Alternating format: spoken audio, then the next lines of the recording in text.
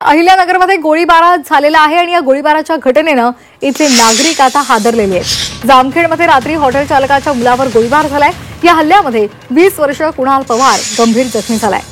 विंचरणा नदीजवळ अज्ञातानं त्याच्यावर गोळीबार केलाय।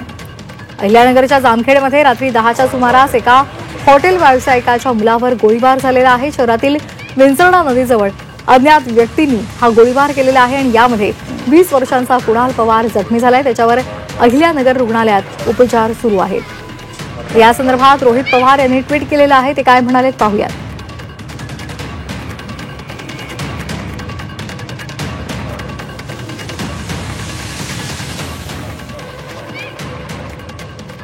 गुन्हेगारांना कायद्याचा आणि पोलिसांचा धाक उरलेला नाही। जामखेडमध्ये रात्री 10:15च्या सुमारास एका हॉटेल व्यावसायिकाच्या मुलावर गोळीबार झाला असून यात तो गंभीर जखमी झाल्यामुळे त्याला उपचारासाठी अहिल्यानगरला नेण्यात आलेले आहे।